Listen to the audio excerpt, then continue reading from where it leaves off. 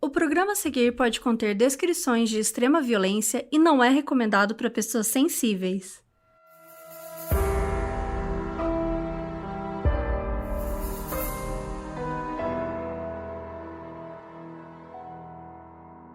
Oi Brasil, aqui é a Carol Moreira. E aqui é a Mabê, e no episódio de hoje a gente vai para longe, longe mesmo, em distância e no tempo. E a gente vai para a União Soviética. Entre 1978 e 1990, muitas pessoas desapareceram na Ucrânia, que na época era parte da União Soviética. Mesmo a polícia tendo conhecimento dos casos, a maioria dos corpos só foram encontrados depois da confissão de um dos maiores serial killers da história. Ele ficou conhecido por vários nomes, como o Estripador Vermelho, o Assassino da Floresta e o mais famoso de todos, o Açougueiro de Rostov. Mas todos eles se referem à mesma pessoa, Andrei Chikatilo.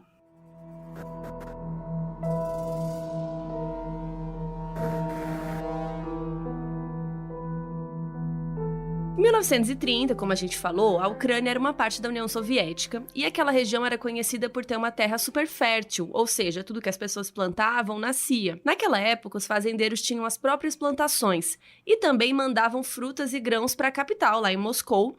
Mas, uma hora isso acabou. O que antes era uma terra super fértil acabou ficando exausta de tanta plantação, né? E as pessoas que moravam lá começaram a ficar sem ter o que comer. Além disso, estava rolando também um protesto contra a coletivização do governo, que acabou prejudicando muitos fazendeiros. E muitos deles acabaram até matando suas próprias vacas e porcos, queimando as suas próprias plantações. O que só piorou a situação e fez com que a população daquela parte da Ucrânia ficasse cada vez mais miserável e com fome. E foi no meio dessa miséria que nasceu o Andrei Chikatilo. O Andrei nasceu em outubro de 1936 em Abutinha, na Ucrânia. Ele vinha de uma família pobre, mas que ainda era muito melhor do que muita gente onde ele estava morando. Mas isso não dizia muita coisa, porque o Andrei falava que muitas vezes ele tinha que comer grama e outras folhas para não passar fome. E, mesmo tendo a terra, mesmo tendo a casa e tal, tudo era muito difícil.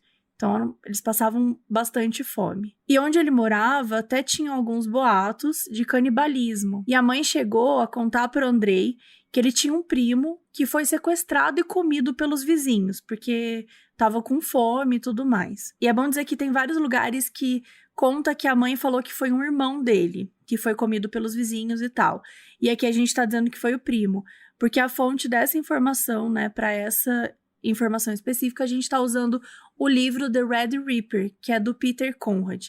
Em português seria o Estripador Vermelho. E aí lá, nesse livro, ele conta que foi o primo. Se isso era só uma história pro Andrei ficar esperto na rua, não ficar até tarde fora, e tal, a gente não sabe. Mas o que a gente sabe é que ele cresceu com essa imagem mental horrorosa de que alguém da família dele tinha sido assassinado pelos próprios vizinhos para servir de alimento. Tamanha miséria que eles viviam. E por causa de uma doença que mais tarde descobriram que era hidrocefalia, o Andrei também fazia xixi na cama e ele apanhava muito em casa por causa disso. E na escola não era diferente, o Andrei era zoado por 1 milhão de coisas, porque ele tinha uma vista ruim, por causa, a famigerada miopia, porque ele usava roupas rasgadas e às vezes aparecia na escola com o estômago inchado, de fome mesmo. O que era muito triste. A infância do Andrei foi basicamente isso, era fome, bullying e guerra. Guerra porque a Segunda Guerra Mundial começou e marcou muito a vida do Andrei.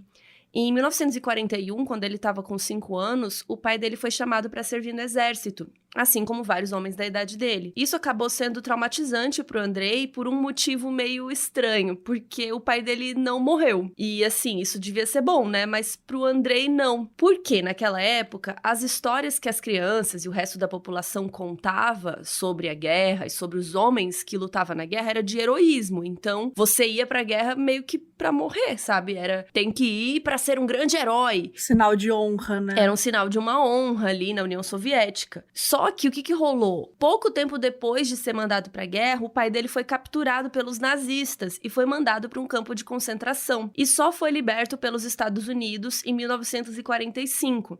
Então ele voltou para a Ucrânia super humilhado por ter sido feito prisioneiro. E ainda, ele era visto como um inimigo, como suspeito, porque todo mundo que virava prisioneiro naquela época, a União Soviética tinha uma, como que fala? Uma desconfiança. Eles ficavam desconfiados. Ah, porque se vocês prenderam ele, será que ele não virou pro outro lado, não virou a casaca, né? Então, era tudo muito difícil. E assim, a gente tá falando aqui como eles achavam. É óbvio que isso é idiota, né? O cara foi preso, foi feito prisioneiro e aí é culpa dele, né? Nossa, ele não é um herói, né? Nada a ver. Mas enfim, pro Andrei e pra todas as pessoas ali daquele momento, né? O pai dele era uma vergonha. E isso fez com que o Andrei se distanciasse de todas as crianças da escola que zoavam ele por ser filho de um cara que era inimigo do povo, nas palavras deles. Mas ok, né? O Andrei foi... Quer dizer, ok nada.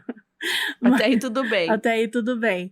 O Andrei foi crescendo, né? Ele ia bem na escola, mesmo sem fazer muitos amigos. E ele também tinha uma irmã, que era a Tatiana, que ela nasceu em 1943. E tem um boato de que a mãe do Andrei foi estuprada por soldados alemães e que ela teria ficado grávida dessa filha, porque em 1943 o pai do Andrei já estava em guerra, só que não tem nenhum registro ou qualquer confirmação, é meio que um boato e a gente trouxe. Então, enfim, o Andrei cresceu, virou um adolescente forte, inteligente e que até cuidou um tempo do jornal da escola. E o Andrei também era muito interessado em comunismo. Então ele pegava os ideais, as notícias comunistas e ele editava os textos para deixar mais acessíveis para os jovens. E por causa disso, ele virou uma espécie de porta-voz do governo. E aí, logo que ele saiu da escola, ele se filiou ao Partido Comunista. E esse era o único partido da União Soviética, lá naquele momento, que só foi desfeito em 1991. O Partido Comunista seguia a ideologia comunista, né, obviamente, que é baseada no centralismo democrático do Lenin e era organizado de forma que os operários e os camponeses pudessem formar organizações e participar na construção do Estado. E a ideologia do partido era o socialismo, que era baseado na obra Manifesto Comunista, né, do Marx e do Engels. E resumindo bem, gente, um resumo assim, bem resumido, um tweet. Discutia questões como luta de classe, modo de produção e a tal da desigualdade. E no caso da União Soviética, o que estava acontecendo ali era uma transição, que é a fase do socialismo, né? Então o poder do Estado não foi totalmente extinto, ele ainda estava lá. Mesmo tendo vivido essas coisas difíceis na infância e na adolescência, né? O bullying na escola, as coisas do pai, a mãe contando história, enfim, parecia que as coisas estavam indo bem na vida do Andrei. Ele se formou na escola com notas boas, se candidatou para uma vaga no curso de Direito da Universidade de Moscou, que era super prestigiada, e ele tinha boas chances, né? Só que várias outras pessoas também tinham boas chances e o Andrei não foi aceito nessa universidade. E na cabeça dele, gente, olha o trauma. Foi porque o governo marcou o nome dele como filho de um cara que tinha sido humilhado na guerra. Mas assim, gente, na real ele só não passou, ele não atingiu a nota. Né? Paranoia. Ele só não atingiu a nota mínima lá pra ser selecionado e não passou. E aí ele ficou maus, né? Ele ficou desolado. E assim, ele nem tentou a segunda melhor opção. Ele foi direto pra um cursinho qualquer de engenharia de computação numa escola que não era uma universidade, era uma escola mesmo. E essa área foi uma que ele ficou bastante tempo, inclusive quando foi chamado pro exército em 1957, quando ele tinha 21 anos e ficou lá por 3 anos. O Andrei teve vários episódios de depressão, né, no exército, por ser uma pessoa muito isolada e também porque ele não conseguia arranjar uma namorada. Ele até tentava, só que o problema dele era que ele não conseguia ter uma ereção e ele também tinha ejaculação precoce. E então isso fazia ele sentir muita vergonha. E daí ele foi ficando mais e mais retraído e solitário. E quando ele foi liberado do serviço militar obrigatório e voltou para a cidade natal, né, para morar com os pais e com a irmã Tatiana, ele tentou tirar a própria vida enforcado.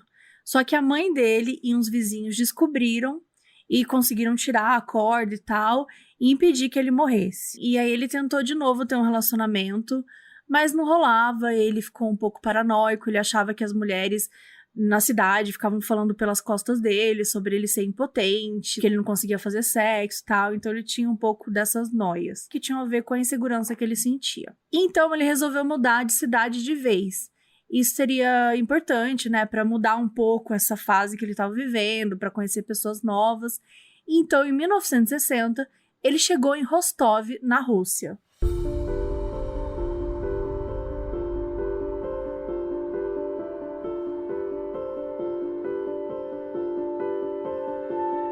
Chegando lá, a vida dele deu uma mudada. Em Rostov, ele trabalhava como engenheiro de comunicação também. E algumas semanas depois dele se mudar pra lá, a irmã dele, a Tatiana, se mudou pra morar com ele. Mas ela ficou só 6 meses na casa dele, porque logo ela conheceu um boy magia, se casou e seguiu a vida. Mas ficou morando lá em Rostov ainda. Então ela e o Andrei se viam com bastante frequência. E também por isso, porque ela casou, a Tatiana começou a pensar que o irmão tava meio velho pra ficar solteiro, né? Tava com 24 anos. Já era pra ter 3 filhos, tá casado, entendeu? Naquela época, já era realmente uma idade que já era pra estar casado, né? Naquela época. E assim, gente, o Andrei não era muito gato, mas também não era feio. Ele era, assim, uma pessoa meio comum, né? Ele era alto, tinha cabelos curtos e escuros, olhos azuis, usava óculos bem grossos, assim, aquela armação bem anos 60 e tal, e era magrelinho. E a Tatiana tentou arrumar vários dates pra ele, arrumar uns encontros e tal, até que ela lembrou de uma amiga, a Faína, e apresentou ela pro Andrei. E a conexão entre eles não foi, assim, grandes coisas, até porque o Andrei era super tímido, né? Imagina, aquela insegurança toda, né? Os namoros que não deram certo. Mas a Faína foi com a cara dele, porque ela achou que ele era diferente dos caras que ela tinha conhecido. E quando eles começaram a se falar de verdade, né? Ela foi derrubando as barreiras dele, o amor entrou, mentira. E eles conseguiram fazer ele conversar. Ela foi percebendo, o cara é educado, super gentil, não tentou beijá-la assim do nada. É o famoso a régua tá baixa, né, gente? Então, assim, uma pessoa... O mínimo. Aparece o mínimo ali... E aí a gente fala, putz, é o mínimo, acho que vamos dar uma chance. Então, assim, logo de início, ela achou interessante e achou ele super respeitoso. E que ele também não bebia, então isso era uma coisa bem importante pra ela, era uma grande diferença pros outros russos naquela época, né, de o país da vodka, não é mesmo? Então, assim, ela ficava feliz que o cara não bebia. E eles nunca chegaram a se apaixonar, sabe? Aquela paixão, aquela coisa... arrebatadora, mas eles se gostavam e isso foi suficiente. Em 1963, eles se casaram numa cerimônia super pequenininha e começaram uma vida juntos. E logo na primeira noite deles, a Faína já percebeu que tinha alguma coisa estranha acontecendo, assim, com o Andrei. E que talvez não fosse só timidez. Porque o que é isso que a gente tá falando, né, da coisa estranha? É o lance do sexo, né, que ele tinha essa dificuldade com o sexo. É super delicado de falar sobre isso, porque tem muita gente que sofre com isso, mas é algo que deveria ser muito mais normalizado, mais conversado e mais tratado, não é mesmo? Não só com especialistas, mas também com a pessoa que você está se relacionando. A gente via que o Andrei aí tinha vergonha, talvez ele sentisse que fosse menos másculo por causa disso, não tem nada a ver, né? E naquela época, né? Mas ainda é importante dizer que, assim, a disfunção erétil, ela não acabou, né? Ela tá aí. Sim, e também tem que ver se não é uma questão psicológica, né? Porque pelo menos no caso dele, até poderia ser, a gente não sabe. Exatamente. Às vezes, quando é psicológico, é muito mais fácil de tratar, às vezes. Ou não, né? Às vezes, se for algo simples também, de tomar um remédio, sei lá. Hoje em dia tem Viagra também, né? A gente sabe. E assim... E tem outras coisas pra fazer também, né, gente? Isso, gente. O sexo não é só penetração, pelo beijinhos. amor de Deus. Tem um monte de coisa pra se divertir, inclusive. Aproveitem, entendeu? Aproveitem essa oportunidade. Inclusive, aproveitem. Quem puder aproveitar, né? Porque a pandemia tá aí. Também. Quem quiser. Mas é isso, gente. Assim, sabe? Não é pra ter tabu em cima disso. Tá tudo bem, ele tinha os problemas. Ele claramente não soube lidar com isso. E esse que é um dos grandes problemas aí que a gente sempre fala, né? Que é trabalhar as coisas psicológicas, trabalhar as dificuldades, trabalhar as nossas vulnerabilidades, porque tá tudo bem, dá pra resolver, tudo dá pra trabalhar, tudo dá pra resolver. Às vezes não é do jeito que você quer, mas você encontra outros caminhos. Muito bem, belas palavras. Belas palavras, filosofamos, mas assim, a Faína tava feliz com isso, assim, tipo, ela tava disposta... Né, ela gostava do Andrei o suficiente para ser paciente com ele, então ela tava assim, beleza, não quer fazer sexo agora, tal, tem alguma coisa de errado aqui, vamos nos conhecendo melhor, vamos nos entendendo. Ela foi super receptiva nesse sentido, isso tava sendo muito legal. Mas mesmo assim, o Andrei não tava curtindo muito o sexo, até porque eles não conseguiam ter sexo praticamente, né? A vida sexual deles era quase zero. Porque, gente, naquela época, um casal heterossexual achava que é isso, né? A penetração é o sexo. Acabou. Então, como ele não conseguia manter a ereção, eles meio que nunca faziam nada, sabe? Então, ele fazia um esforço, às vezes, de tentar transar quando ela tava muito horny. Quando ela tava assim, é hoje! Aí ele tentava um pouco, mas aí ele se frustrava. Então, era assim, bem difícil. Mas, mesmo assim, os dois conseguiram ter 2 filhos. A Ludmilla, que nasceu em 67, e o Yuri, que nasceu em 69. E o Andrei era um ótimo pai. Ele não desgrudava das crianças, brincava com os filhos. A Faína tinha até que ir lá brigar com eles pra eles parar de brincar e ir dormir, assim, porque ele ficava lá super com as crianças. E além dos filhos, outra coisa que fez a vida do Andrei dar uma alegrada aí foi que ele conseguiu um diploma numa universidade de prestígio. Não foi lá na Universidade de Moscou, onde ele queria antes, mas foi um diploma de literatura e um de filologia, que é um campo de estudo da história e da estrutura de uma determinada língua, que no caso do Andrei era o russo. Então ele ficou super feliz e tal, e isso significou que ele pôde começar a trabalhar em lugares melhorzinhos, né? Então, pouco depois de receber o diploma em 71, ele começou a trabalhar numa escola como professor. Mas a carreira do Andrei como professor não foi bem como ele esperava que fosse. Porque ele tinha inteligência, ele sabia tudo mais, só que ele era tímido, gente. Ele era muito travado para falar com as outras pessoas e tal. Então ele não tinha, assim, uma certa didática, sabe, para ensinar. E ele também não tinha controle da sala, dos alunos. Então ninguém gostava dele. E ele também não se relacionava com os outros professores, ficava quietão na dele. Então tudo isso prejudicava um pouco, né? Mas como no final das contas ele sempre foi educado e gentil, né? Quando falava com as pessoas, isso contava muitos pontos pra ele. O problema foi quando o Andrei começou a ter os seus primeiros desejos sexuais violentos.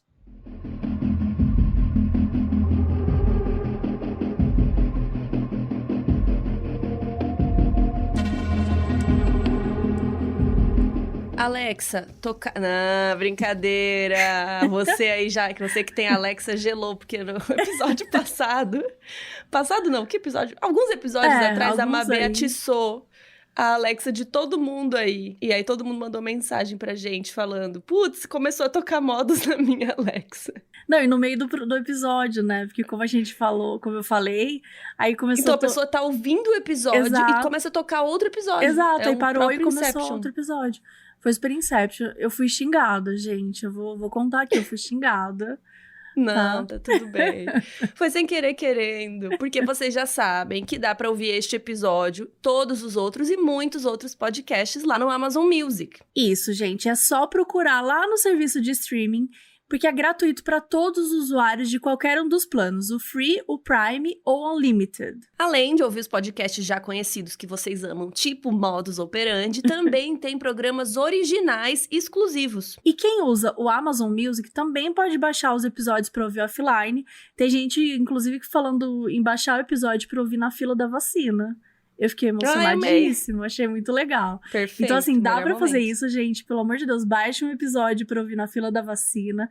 E se você ouvir todos os episódios, não tem problema. Não, assim, tá tudo bem, porque a Amazon te recomenda um outro podcast que combina mais ou menos com aquele que você tá ouvindo na hora. Para acessar o Amazon Music, é só ter uma conta Amazon, fazer o login no site ou no aplicativo. Então, quem tem o plano Free é gratuito com anúncios. No plano Prime já tá incluso. E também você pode assinar o Amazon Music Unlimited por R$16,90 no mês e ter acesso a mais de 75 milhões de músicas. Eu nem sabia que existiam 75 milhões de músicas. Não é mesmo? E o famoso, né, gente? Você pode pedir pra Alexa, a gente promete que não vai mais ficar aqui falando, tá bom? Mas olha que chique, você limpar a casa e ouvindo a gente em todo canto com a Alexa. Eu acho... Nossa, só ouço podcast amando. com a Alexa, inclusive. Então é isso, gente. Acesse amazon.com.br/modus operandi para ter 30 dias grátis, caso você seja assinante novo, e para você conhecer melhor o serviço de podcasts do Amazon Music e escolher qual é o melhor plano para você.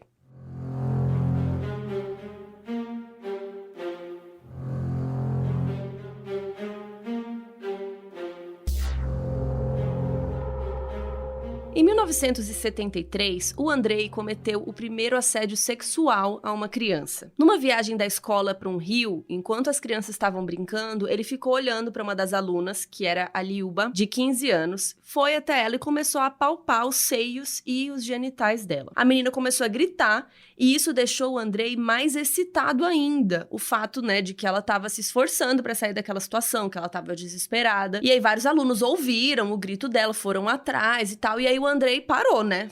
Saiu de perto e aí ficou por isso mesmo. Ninguém nunca disse nada a respeito. Todo mundo sabia o que aconteceu.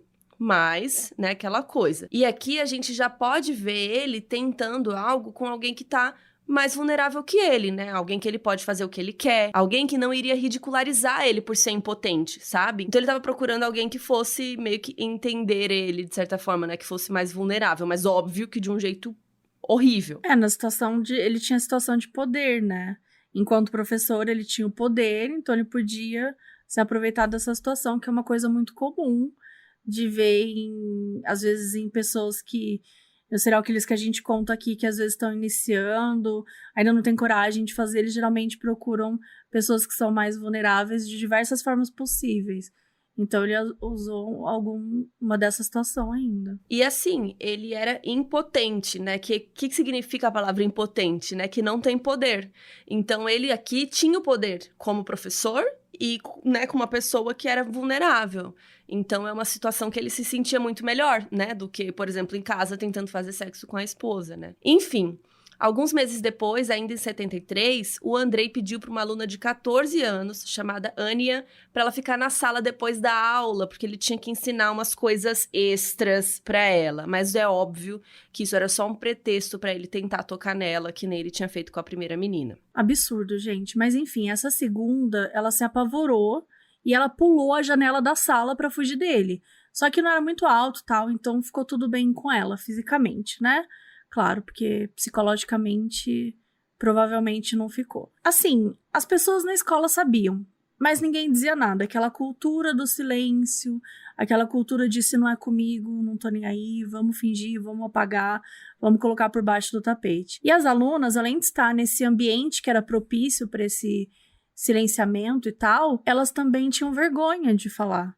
Então, elas não tinham coragem e aí a coisa ficava, sabe, rolando e nada acontecia. Só que os boatos começaram a crescer, rumores aqui, outros ali. Em janeiro de 1974, o Andrei foi convidado a se retirar. Então, basicamente, chegaram para ele e falaram assim, ou você se demite ou a gente demite você.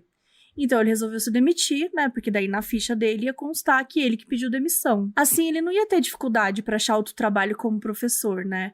Que foi inclusive o que ele fez. Nessa segunda escola, ele não fez muita coisa. Só que, porque os alunos eram mais velhos e tal, talvez ele se sentisse intimidado. Então não tem nenhum registro de abusos sexuais nessa escola. Mas o Andrei acabou, né, demitido em 1978 por uma questão de controle de gastos. Então a escola estava precisando reduzir o número, né, de professores, diminuir o salário de uma galera, enfim. Ninguém gostava muito do Andrei, então ele entrou aí nesse barato e foi embora. Barato? Eu usei uma gíria muito velha, né? Então, Andrei entrou neste barato, como disse Mabê, e ele entrou em outro barato depois porque ele achou um emprego numa outra escola em 79. Mas dessa vez ele não era professor e também não era muito bem uma escola, era um cursinho técnico para mineradores. Então era uma escola só para meninos.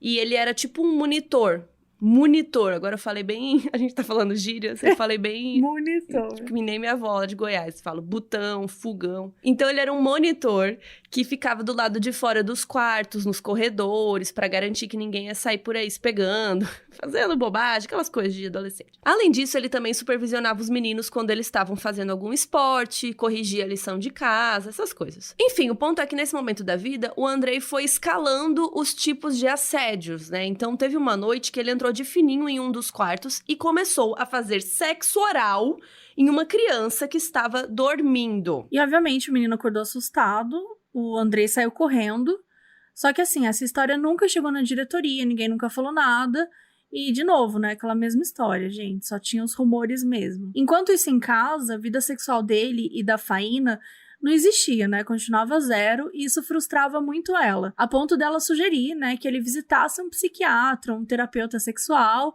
para entender o que estava acontecendo, para eles tentarem encontrar alternativas. Ela era paciente, ela queria encontrar uma solução que fosse legal para os dois. Só que, no geral, ele só recusava mesmo, né, não queria transar e tal, não conseguia. Até porque ele tinha achado um jeito melhor de se satisfazer.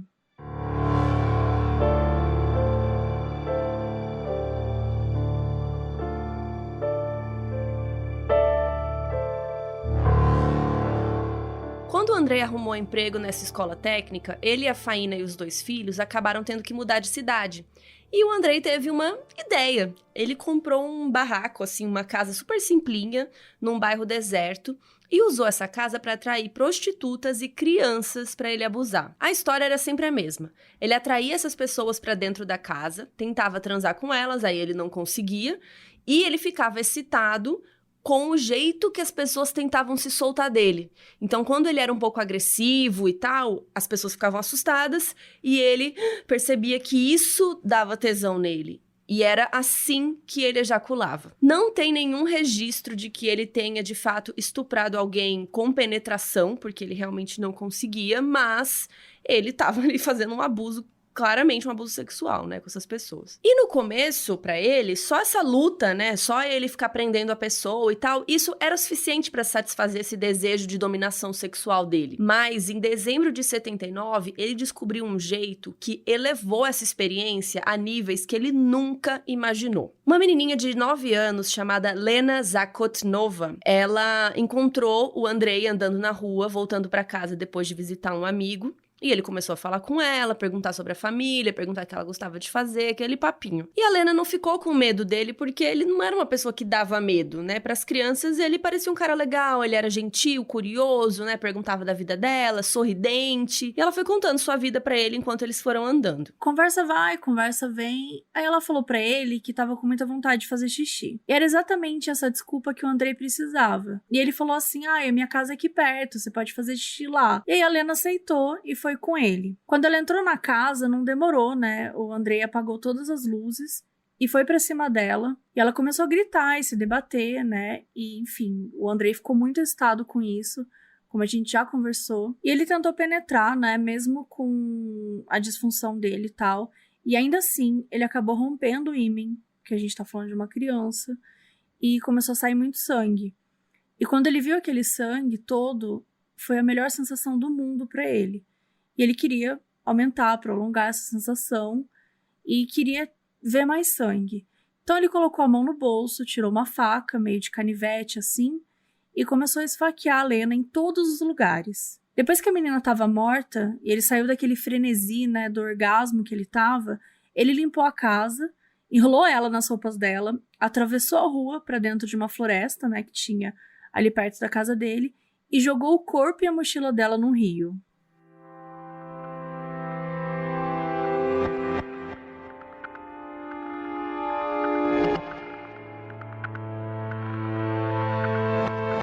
Homicídios violentos não eram exatamente uma novidade para a polícia de Rostov, que na verdade nem era polícia, né? Na época eles chamavam isso de milícia, que em português é tipo milícia, mas não tem nada a ver com a famigerada milícia que a gente fala aqui no Brasil, pelo menos na teoria, né? Na época da União Soviética, milícia era o nome dado para a organização que fazia todas as coisas da polícia, mas quem usava o nome polícia era só o Ocidente. Então, esse nome milícia era meio que um protesto à polícia americana, à polícia dos Estados Unidos, que os comunistas consideravam elitista, porque, em teoria, qualquer pessoa civil, né, qualquer pessoa podia ser da milícia, ou seja, né, se aplicar e participar e tal. Por isso, os soviéticos consideravam que a milícia era dos trabalhadores, enquanto a polícia era uma coisa de burgueses. Ela foi idealizada em 1917, então era para ser uma organização civil, que era diferente da polícia. Então, até hoje em dia, em países como a Rússia, que é onde se passa boa parte dessa história,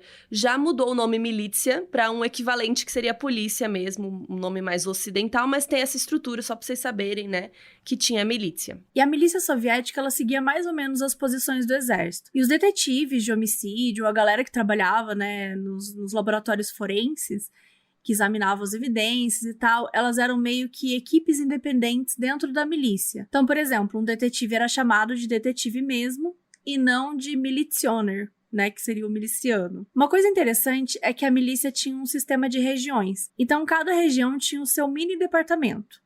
Só que ele funcionava diferente de um departamento de polícia, né, com um delegado e tal. Porque o miliciano que comandava aquela região, ele era responsável não só por aplicar a lei, mas ele também tinha que ser o amigão da vizinhança, sabe? Ele tinha que conhecer os vizinhos, ser amigo de verdade, conversar, saber como é que tá, ter uma relação boa, né, uma relação amigável com todo mundo, de ir na casa, tomar cafezinho. E ele também era responsável por conhecer todos os ex-presidiários, os viciados em drogas, os alcoolistas e os baderneiros do bairro, né, digamos assim. E visitar eles, tipo, uma vez por semana, pra ter certeza que eles não estão fazendo nada, que eles não estão causando problema nenhum. Então isso fazia muito parte da cultura da milícia, né, por ser do povo. E pra ser do povo, eles tinham que ficar próximos a ele. E quando a gente diz o termo miliciano, também estão inclusas as mulheres, mesmo elas sendo em menor número. A milícia não tinha o menor problema em contratar mulheres ou colocá-las em cargos de poder, mas elas não podiam trabalhar com coisas que eles consideravam muito perigosas, tipo ser guarda ou ser patrulheira. Elas eram as únicas também que podiam carregar armas de fogo o tempo todo, enquanto os homens só podiam carregar arma de fogo em caso de emergência, inclusive é assim até hoje. Apesar do nome não ser mais o mesmo, é legal saber, né, como era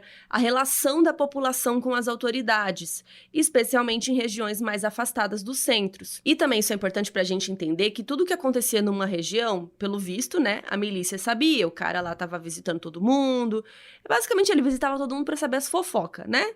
Era aquele próprio meme da galinha querendo fofoca. Então assim, voltando, né, então eles encontraram o corpo da Lena, e não foi exatamente uma surpresa, porque Rostov era uma região que tinha, sim, muitos homicídios. Mas o que pegou eles, assim, que assustou, foi o jeito que ela foi encontrada, né? Que foi 2 dias depois dela ter sido assassinada. O corpo estava irreconhecível de tanta facada que ele tinha dado. E uma característica bem incomum: os olhos dela tinham sido arrancados.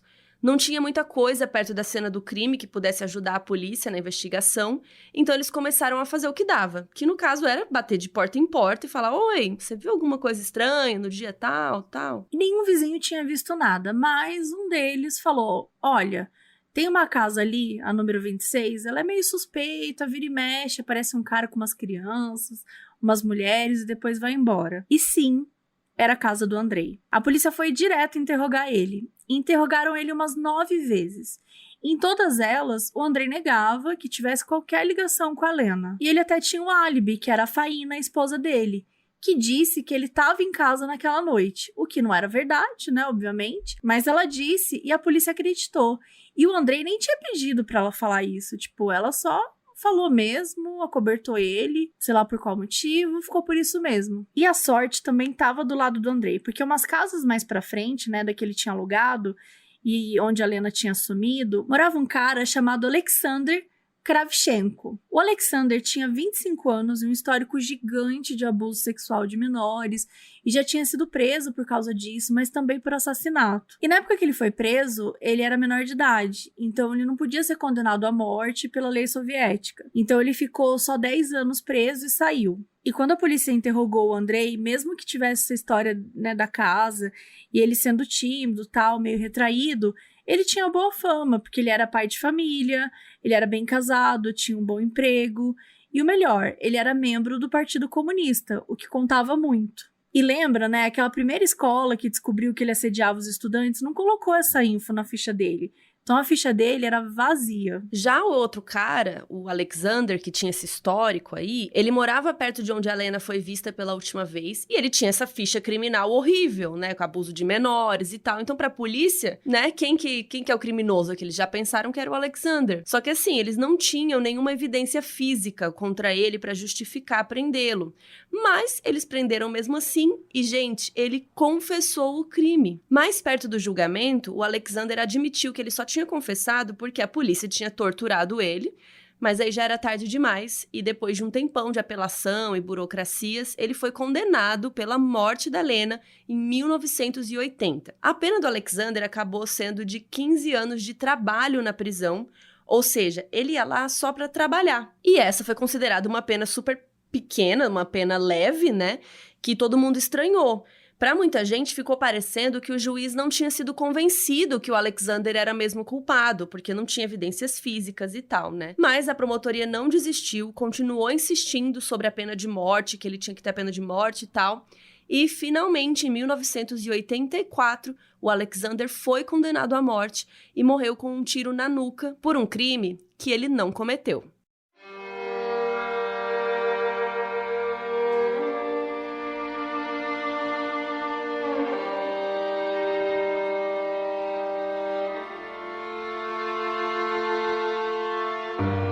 E o fato do Andrei ter sido interrogado pela polícia e tal, pelo assassinato da menina, chegou na escola que ele estava trabalhando. Chegou o boato lá, e tanto os funcionários quanto os pais dos alunos ficaram um pouco preocupados. Depois de enrolar um pouco, assim, para falar com ele, lá em 1981, o diretor da escola finalmente chamou Andrei na sala dele e disse que seria melhor que ele pedisse para sair. De novo, foi o que ele fez.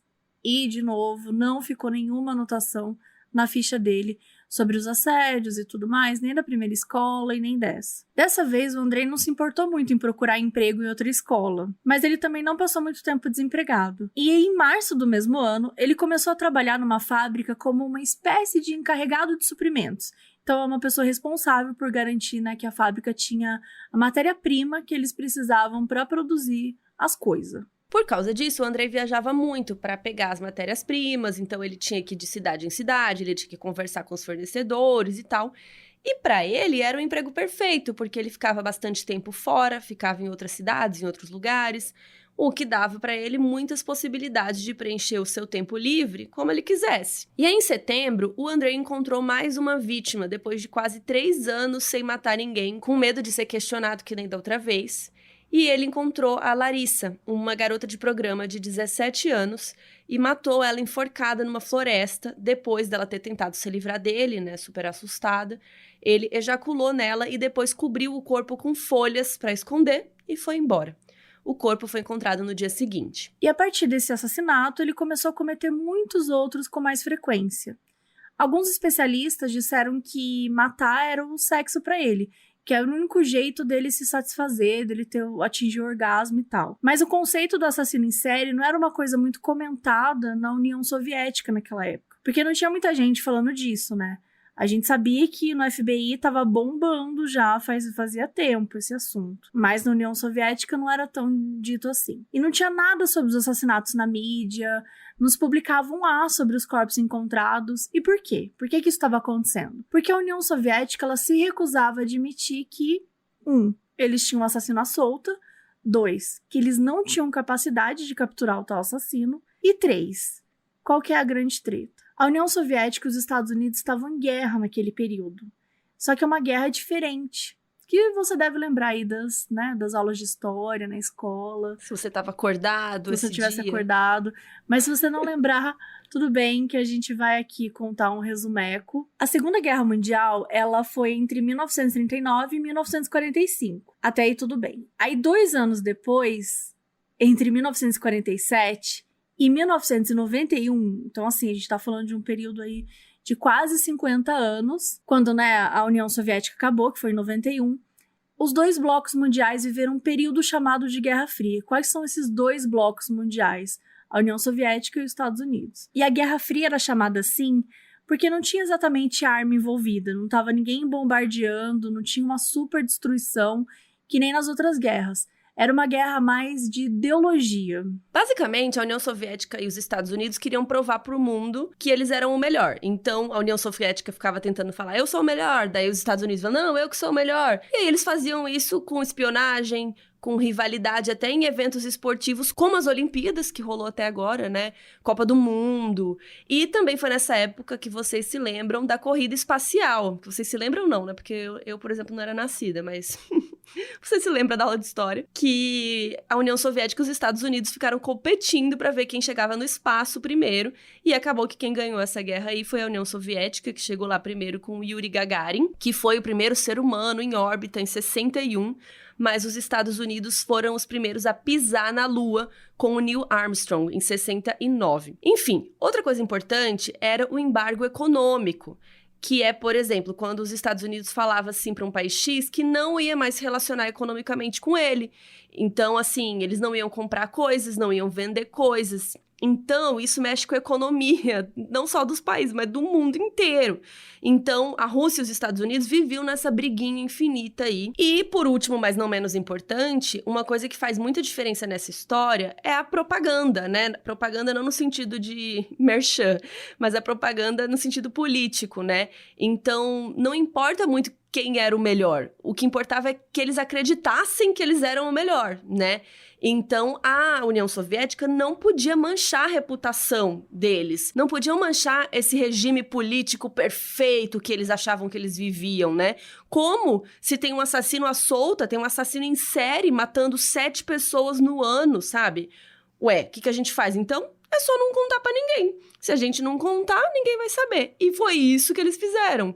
Durante muito tempo, eles não soltaram um A na mídia por isso. Porque eles não queriam que os países, que os Estados Unidos, que ninguém soubesse que eles estavam com uma situação fora do controle. Claro que os policiais, né, todos sabiam, mas tanto a mídia quanto a população não soube por muito tempo. Os dois países tinham seus segredos, né, claro. Estados Unidos também escondia muita coisa, jogava glitter ali numas outras, a gente sabe, né, que tudo sujo. Até hoje, né? Até hoje. Mas, nesse caso, o silêncio cobrou um preço caríssimo para essas vítimas. E não é só de jornal que vive uma sociedade, né? Então, assim, mesmo sem a cobertura da mídia, os moradores da União Soviética, e especialmente de Rostov, conversavam entre si. A gente sabe, gente, a fofoca, o boca a boca, ele acontece, né? Então, a região onde o Andrei morava e onde a maioria dos assassinatos acontecia, a galera ficava conversando, falando sobre as pessoas, falava sobre as pessoas que estavam desaparecidas, as que eram encontradas. E mesmo assim, com a fofoca rolando, né,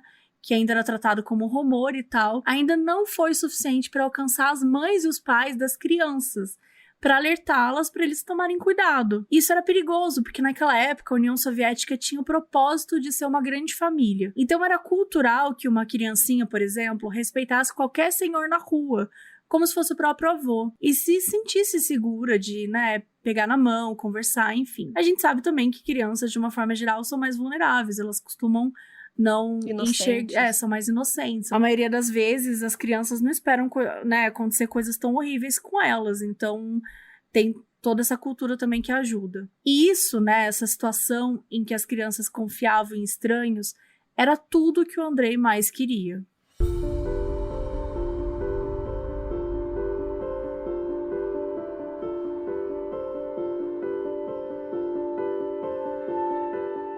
Em junho de 82, uma menina de 13 anos chamada Lyubiov saiu de casa para fazer umas compras num mercadinho em outra cidade. Quando a mãe dela chegou naquela noite, ela percebeu que a menina não tinha voltado ainda. Ela até ficou meio brava, porque ela pensou que a filha tinha ido visitar a avó num vilarejo ali perto e tinha esquecido de avisar ela, né?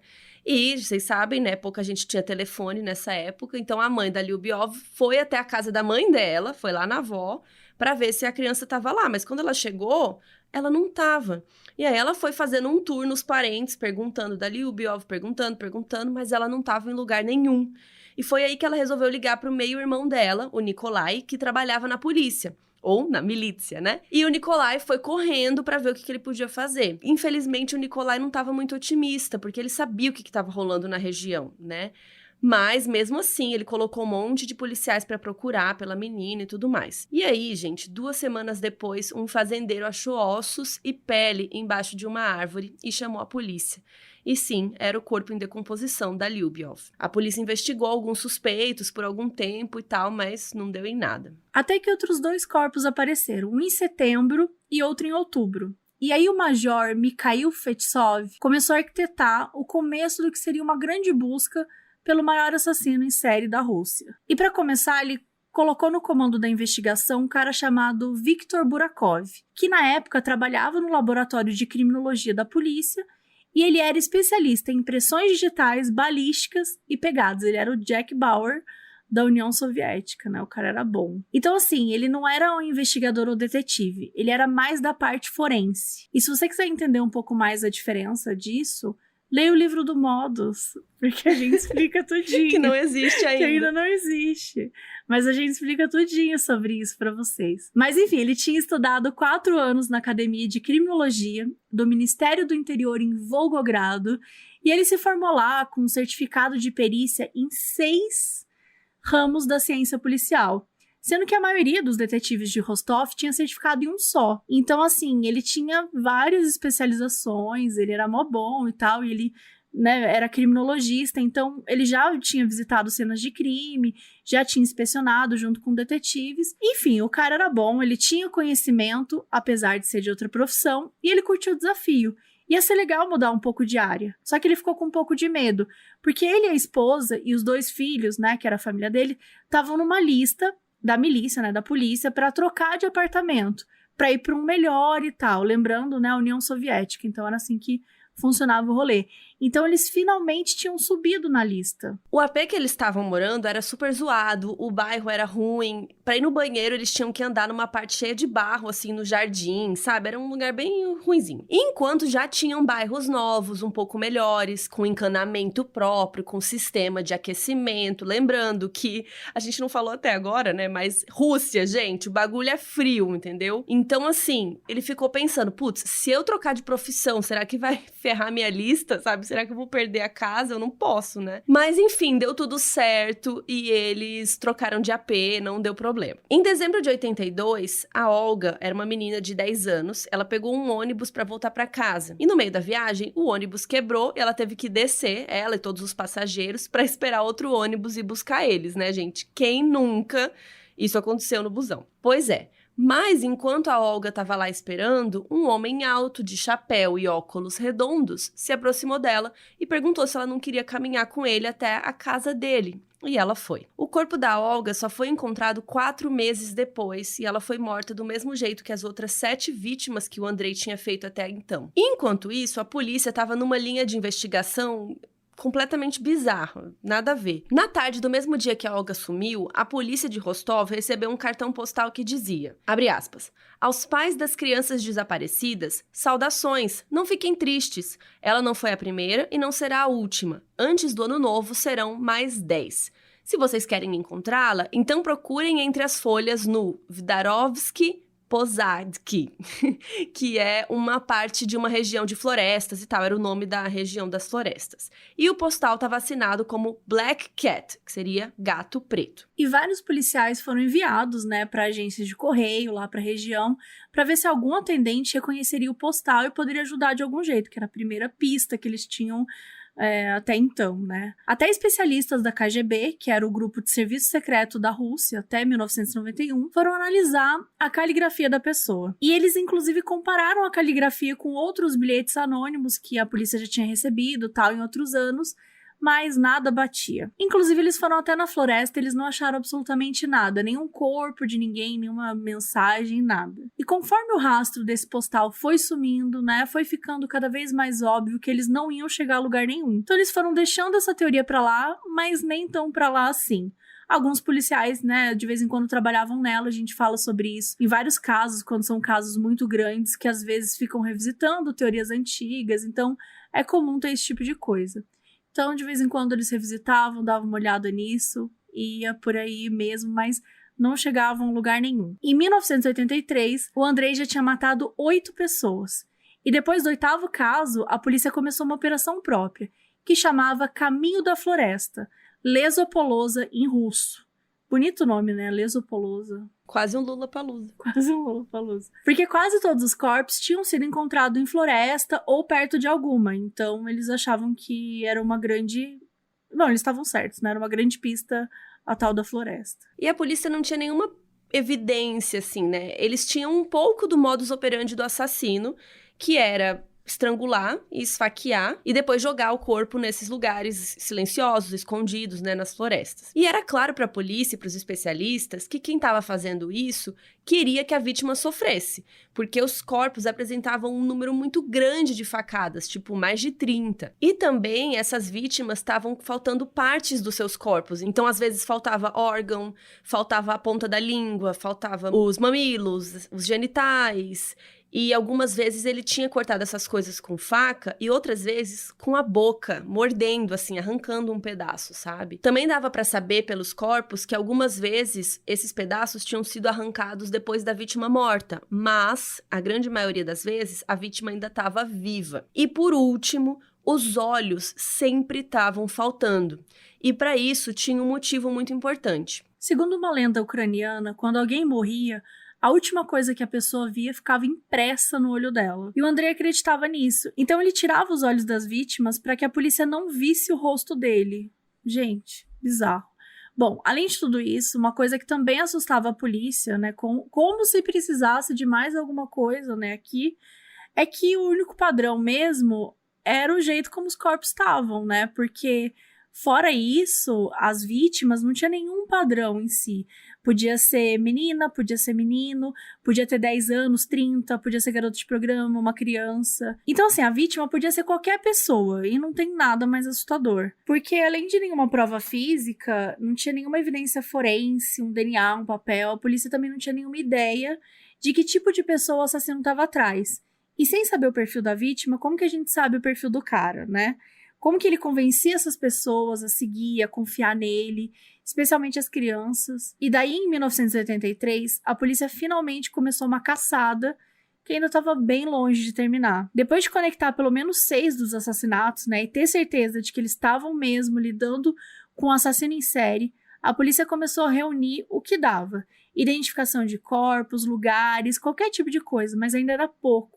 Eles não tinham muita informação. Tanto que por um tempão eles acharam que o assassino tinha algum tipo de doença mental super severa e eles começaram a procurar suspeitos em hospitais psiquiátricos. No livro The Killer Department, do Robert Cullen, ele fala muito mais sobre essa história da perspectiva do Viktor Burakov, que era o detetive responsável, né? Que era da parte forense, daí queria mudar de AP, toda aquela história, aquele cara. Então, nesse livro, conta bem do lado dele, assim, como foi a investigação e tal. E lá conta isso, que em 83, a polícia prendeu 2 suspeitos pelo caso. O Yuri Kalenik, de 19 anos, que nos olhos da polícia ele era super frágil, assim, que ele parecia quase um elfo. E o Valery Shaburov, uns anos mais velho, que era branco, fortinho e tinha um cabelo bem bagunçado e castanho e um bigodinho ralo, assim. E esses 2 meninos moravam em um abrigo para pessoas com deficiência. E essa prisão foi super errada por vários motivos. E o primeiro deles é que a investigação do Burakov não foi levada em consideração. Porque o Burakov falou, gente, só tem um assassino. É uma pessoa, não são 2. Bom, o Yuri e o Valery foram presos enquanto eles estavam no ponto final dentro de um ônibus. No ponto do final do ponto de ônibus, né? E eles foram formalmente acusados de roubo de veículo. Mas os policiais resolveram perguntar para eles se eles tinham informações sobre uns assassinatos que estavam acontecendo naquela região, se eles sabiam quem tinha matado aquelas crianças e tal. O Valery disse que não foi ele, que foi o Yuri. Então os 2 ficaram detidos para serem interrogados. No começo, o Yuri negou tudo, mas depois de uns dias preso, ele começou a confessar e ele disse que tinha matado 11 crianças. Tanto o Yuri quanto o Valery eram pessoas com deficiência intelectual. E naquela época, pessoas como eles não eram tratados, eles eram largados pela sociedade, em qualquer canto, e eles eram considerados sub-humanos. A gente sabe que tem, né, preconceito até hoje em relação a isso. Os 2 batiam com um perfil que o Bukarov, né, o líder da investigação, o detetive, tinha em mente, de que o criminoso era algum tipo de paciente de algum hospital psiquiátrico. Enquanto o interrogatório acontecia, a polícia ia juntando evidências. Mas assim, a real é que não tinha nada. Só que eles tinham o mais importante de todos, que era a confissão. Além disso, Yuri levou os policiais a todos os locais onde os corpos tinham sido encontrados e ficava falando dos assassinatos com bastante detalhes. E isso era muito esquisito pro Bukarov, porque mesmo ele sendo o detetive responsável por esse caso, né, não foi ele que tinha prendido os 2, e sim outros policiais que estavam lá fazendo o job de levar o Yuri pra cima e pra baixo. E o Bukarov acompanhava tudo. E ele começou a achar algumas coisas estranhas. além da falta de evidência. Por exemplo, sempre que o Yuri ia levar a polícia para algum lugar que estaria algum corpo, na verdade a polícia que ia lá até de carro, perto do lugar, e começava dali. E aí o cara ficava rodando, não ia direto pro lugar certo. Só que isso pareceu satisfazer eles, né, a polícia. Porque pra polícia, eles eram idiotas demais pra inventar uma história assim com tanto detalhe. Mas como o Bukharov tava com essa pulga atrás da orelha, ele resolveu investigar mais a fundo a vida do Yuri pra entender de onde ele tinha vindo, né, o que tava ligando ele aos crimes. Ele foi fazer o trabalho de investigação, que chama, né? E aí ele fez uma visita ao abrigo onde o Yuri morava e ele viu lá uma situação horrível. Várias crianças com deficiências intelectuais, físicas, sendo tratadas que nem bicho, assim, gente, sem qualquer higiene, sem qualquer carinho, às vezes deixadas pra cuidar de si mesmas. Então, o Bukharov, ele indo lá, ele percebeu que uma pessoa naquela situação que foi criada ali, talvez pudesse se revoltar. Então, ele falou, tá, talvez faça sentido, mas ele não estava acreditando na confissão dele. E ele começou a perguntar umas coisas mais específicas, tipo, o que a fulana estava carregando quando você pegou ela? Qual era a cor do casaco, assim, assado? E o Yuri nunca sabia responder. Então, o Bukharov começou a achar que o menino sabia do caso eram coisas que a própria polícia tinha falado, né? Ou coisas que ele ouviu, enfim. E ele acabou usando essas coisas para confessar. Ou pior, que ele tinha sido coagido a confessar, né? Que ele tinha sido torturado no interrogatório. E o Yuri foi levado a julgamento pelo roubo de veículo e condenado a 2 anos de prisão, que fez, né, com que ele estivesse à disposição da investigação e de interrogatórios durante todo esse tempo. Então a polícia aproveitou que ele estava lá condenado para ficar perguntando, fazendo interrogatórios e tudo mais. E cada vez mais o Bukharov estava correndo contra o tempo, porque ele queria provar que o Yuri era inocente, porque ele já não acreditava mais em nenhuma parte da confissão. E aí, em janeiro de 1984, enquanto o Yuri estava preso, e os corpos continuaram aparecendo normalmente, um cara chamado Mikhail Chapkin, de 23 anos, foi acusado de ter matado uma criança chamada Sergei, de 14 anos. E os dois moravam no mesmo abrigo que o Valery e o Yuri. E quem acusou o Mikhail foi o diretor do lugar. A polícia foi até lá, né, só que ele não tava.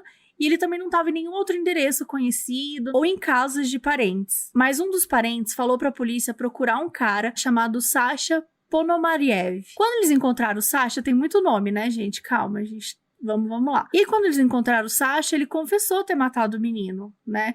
E levou a polícia até o lugar onde o corpo tinha sido encontrado. Mostrou lá e tudo mais. E o Mikhail foi encontrado uns dias depois. E confirmou a história do Sasha. Então, os dois foram detidos. E como sempre, os corpos continuaram aparecendo. Enquanto eles estavam sendo interrogados pela polícia, mais 2 mulheres foram encontradas mortas e os dois disseram que tinha sido eles uns dias antes. Só que outras pessoas começaram a confessar esses 2 assassinatos. Então, assim, teve uma parte da polícia que ficou... O que está acontecendo, né? Sem saber que linha de investigação seguir. Mas teve uma parte da polícia que continuou firme e forte, inclusive juntando os crimes do Yuri e do Mikhail e chamando eles de Gangue Kalenik-Tyapkin, que era o sobrenome deles, né? Porque os 2 trabalharam juntos e não sei o quê. Só que em março o jogo virou. Primeiro motivo. Perto do corpo de um menino de 10 anos, a polícia encontrou uma pegada do assassino. Então descobriram que o sapato que ele calçava era 43, 44. Não era grandes coisas, né? Mas pra quem não tinha nada de evidência, tava show. A segunda coisa é que dessa vez uma testemunha disse que viu essa vítima, esse menininho, com um homem de aproximadamente 50 anos, usando óculos muito grossos, todo vestido de terno, com um chapéu e carregando uma mala.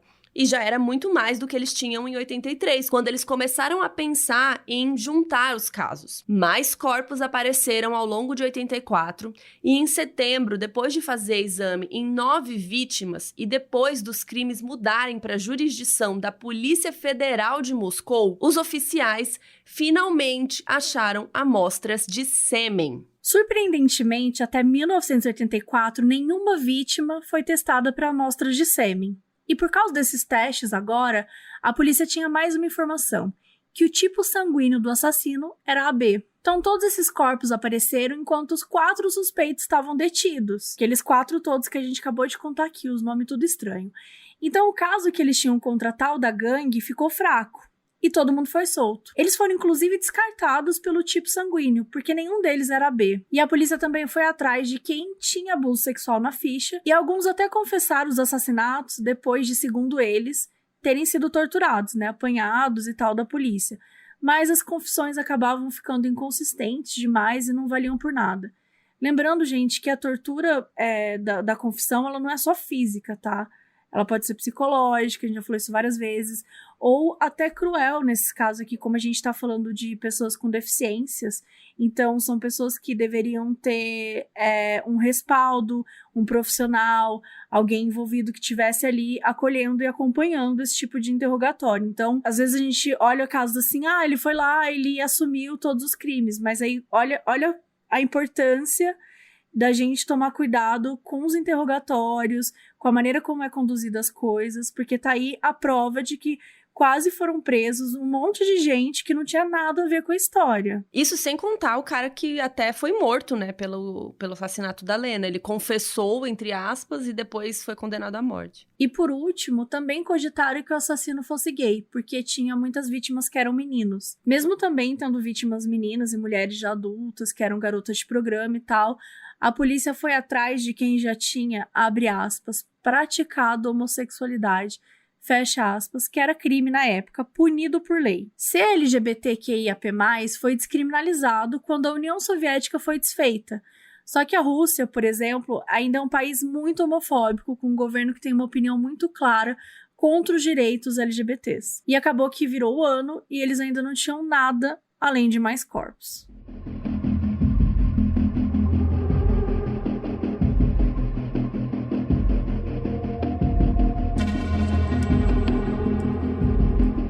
Foi em setembro de 84 que o Andrei entrou no radar da polícia pela primeira vez. No dia 13, um policial à paisana, que é alguém que fica ali disfarçado, né, fingindo que não é policial, um policial viu ele numa estação de trem e achou ele meio esquisito. Por quê? Porque ele ficava andando de um lado para o outro, falando com mulheres e com crianças.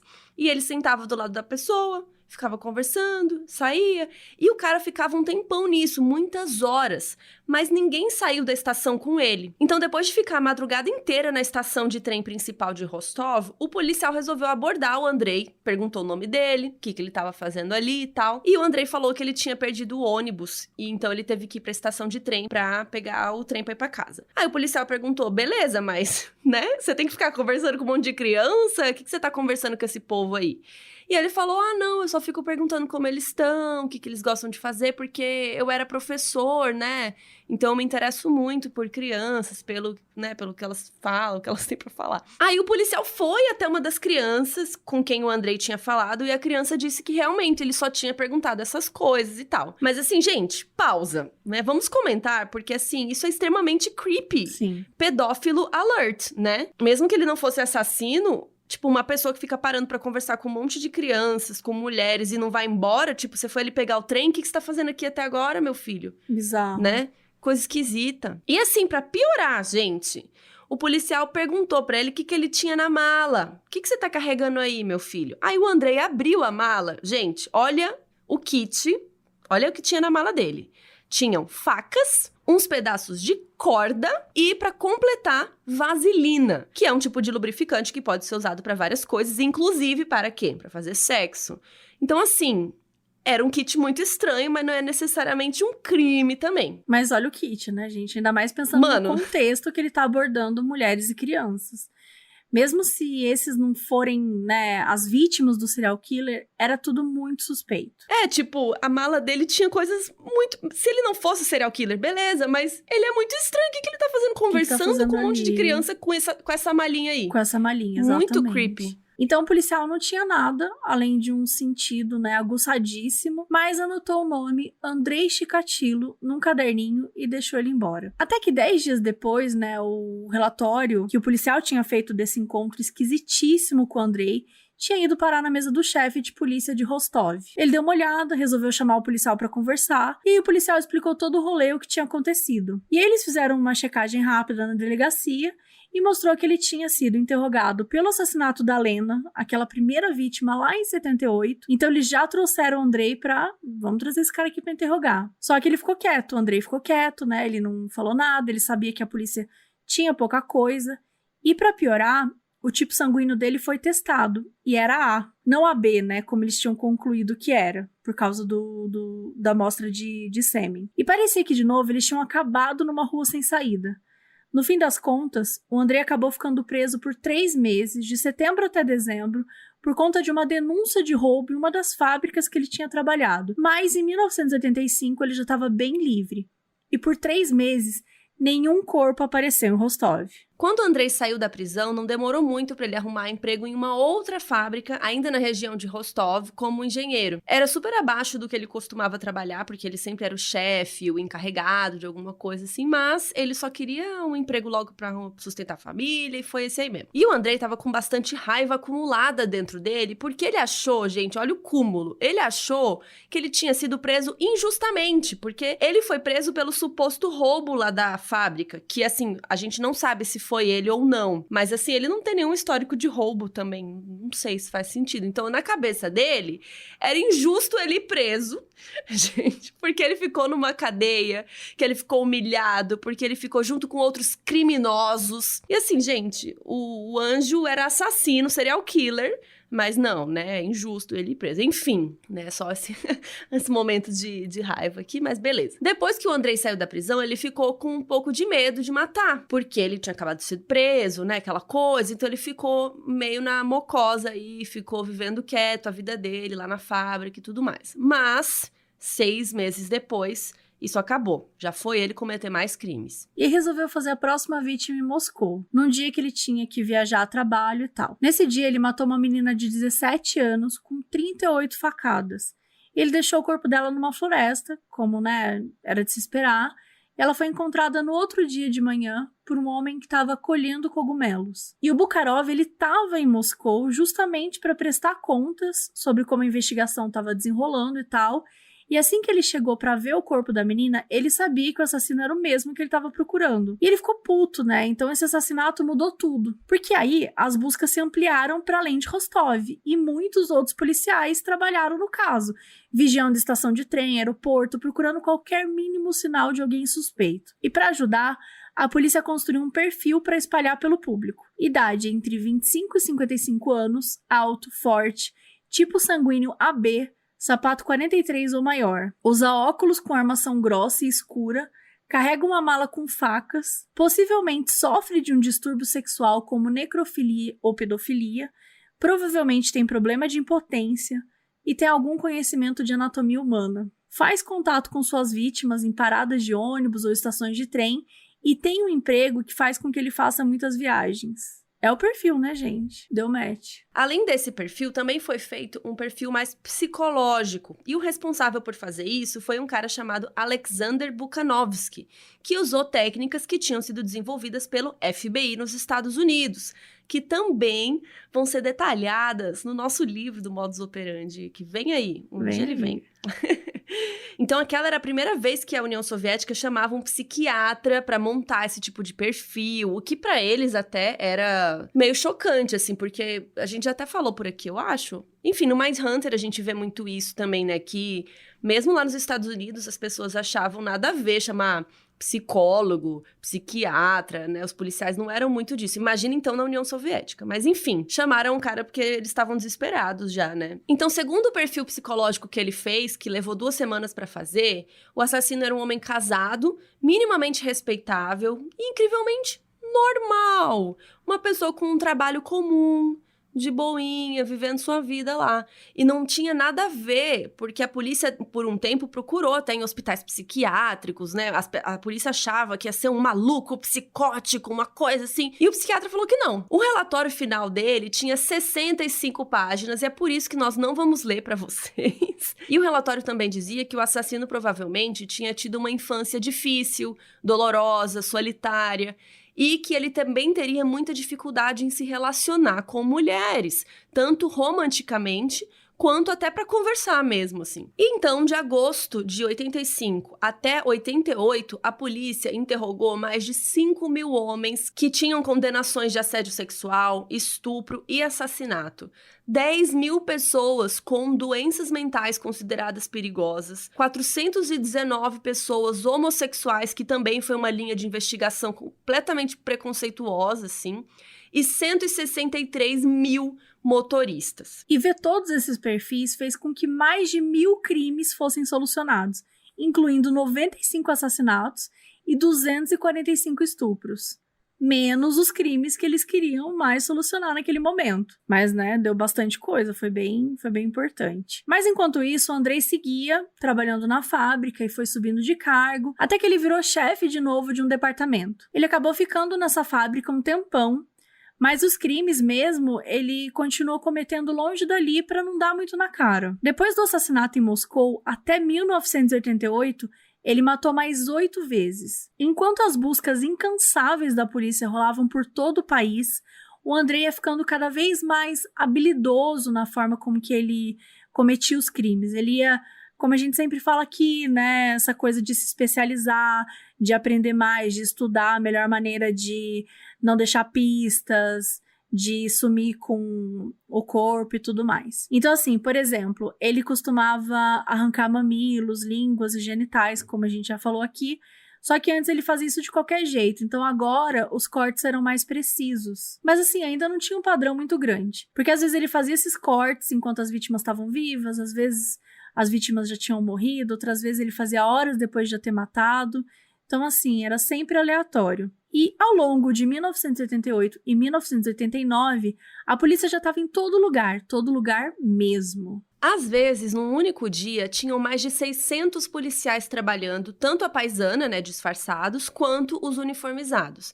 E a ideia era garantir a segurança da população, óbvio, mas também enganar o Andrei. Porque o que eles fizeram? Eles colocaram muitos policiais uniformizados nas estações maiores da Rússia e deixavam as estações menores com policiais à paisana, bem atores ali disfarçados, fingindo que estavam ali como passageiros, funcionários, limpando o trilho, colhendo cogumelo na floresta, que aparentemente era algo bem comum.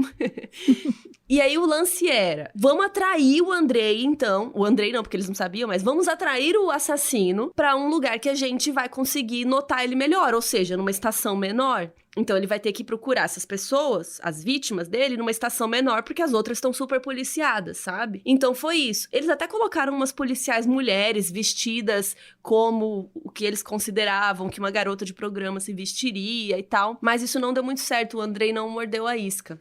A polícia chegou até a instalar algumas câmeras escondidas pelas cidades para ver se eles pegavam alguma coisa, qualquer coisa, gente, eles estavam desesperados. E cada corpo que aparecia só ia mostrando que as coisas estavam, assim, piorando. O número imenso de facadas, né, ia aumentando, os corpos estavam cada vez mais irreconhecíveis. Mesmo aqueles que eles achavam no dia seguinte, assim, ao assassinato, tava, assim, horrível, órgãos faltando, coisas jogadas pela cena do crime, era assim, uma coisa horrível. Em 1990, o Andrei foi convidado a se retirar. Gente, quantas vezes ele foi convidado a se retirar, né? Ele foi convidado a se retirar da fábrica onde ele trabalhava, meio que seguindo o padrão dos outros. As pessoas não gostavam dele, achavam que ele era esquisito, e aí convenciam ele a pedir demissão. Mas ele não ficou muito tempo sem trabalho de novo, mas esse acontecimento deixou ele muito desestabilizado, porque ele ia ter que começar de novo em outro lugar. E nesse ele já estava bastante tempo, já estava meio acostumado e tal. Isso acabou se refletindo no número de crimes, de certa forma. Porque naquele ano, o Andrei acabou matando 8 vezes. No dia 6 de novembro de 1990, o Andrei tinha acabado de fazer uma vítima e voltava para a estação de trem de Rostov pela floresta. Ele parou numa torneira que tinha no fim da plataforma e lavou as mãos, que estavam muito sujas, mas ele acabou esquecendo de limpar o rosto e tinha uma mancha de sangue na bochecha dele. Um policial à paisana viu aquela cena toda e achou meio estranho, mas nada demais, porque, de novo, as pessoas podiam estar ali colhendo cogumelos e tal, então ele achou, às vezes, esse cara estava aí colhendo cogumelos. Mas ele falou assim, vou fazer umas perguntas para esse cara esquisito aí. E aí o Andrei entregou a identidade dele pro policial, disse que estava visitando um amigo que morava ali na região, e assim, não tinha muito por que o policial desconfiar, até porque tava tudo bem, assim, né? O Andrei mostrou, inclusive, o documento de verdade dele e tal. O que o policial fez? Anotou o nome dele num caderninho, o número do passaporte e disse, né, segue sua vida, beleza. E aí o Andrei entrou num trem e foi-se embora. E o policial fez um relatório sobre isso e deixou na mesa do chefe.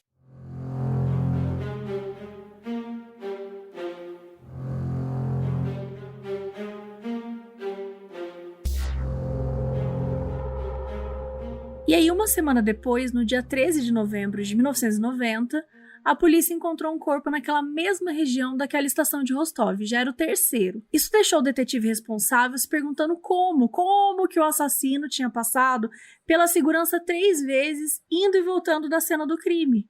Tinha gente ali, a paisana e tal. Então, enquanto ele estava lá pensando, um dos policiais que estava com ele lembrou do relatório da semana anterior, aquele sobre o policial, né, que achou o Andrei esquisito, falou, peraí, vou lá buscar. Então a polícia resolveu investigar. E aí, gente, quando a polícia puxou a ficha do cidadão, o mundo inteiro se abriu para eles. Na ficha, eles viram que o Andrei tinha sido preso em setembro de 1984 e que ele tinha sido investigado pelo assassinato de um menininho, também em 84, aquele onde a polícia encontrou, né, a pegada do assassino, e que uma senhora diz ter visto o menino andando com um homem de 50 e poucos anos. E eles também viram na ficha que ele tinha sido professor, que ele tinha sido suspeito daquele assassinato, né, de 78, que o tal do Alexander acabou levando a culpa, morreu e tal. Como se não bastasse tudo isso, ainda tinha o tal do kit, a lista de itens que tinha sido encontrado com o Andrei, uma mala com um pedaço de corda, uma faca e vaselina. Então, assim, os policiais falaram, putz, será que a gente achou o cara? Mas ainda era tudo muito assim, né? Não era uma grande prova, né? Era um monte de coisa circunstancial, não era uma evidência, assim, física, concreta. Até porque a polícia já sabia que o tipo sanguíneo dele não batiam com o sêmen que eles procuravam, que era o AB. Então, eles resolveram começar a vigiar o Andrei à distância. E, enquanto isso, os outros policiais liam a ficha do Andrei, iam pesquisando sobre a vida dele, aquela investigação básica. Finalmente, no dia 20 de novembro de manhã, o Andrei estava numa estação de trem e começou a conversar com um menininho. Mas um monte de gente começou a passar pelo lugar onde ele estava bem na hora, assim, ficou muita gente e tal, então ele desistiu e foi embora. E aí, um dos policiais foi correndo atrás do menininho pra perguntar o que o Andrei queria, né? E ele falou que ele tentou convencer ele pra ir pra casa dele assistir uns filmes. E aí a polícia falou assim, gente, isso é muito estranho, mas também não vou prender alguém por chamar uma criança pra ver um filme. Só que os detetives falaram, quer saber? Vamos arriscar e vamos prender esse cara, mesmo se não for ele. Porque assim, por que você está chamando uma criança pra ver filme, né? Pedófilo alert. Então, às 3h40 da tarde do dia 20 de novembro, finalmente prenderam o Andrei Chikatilo.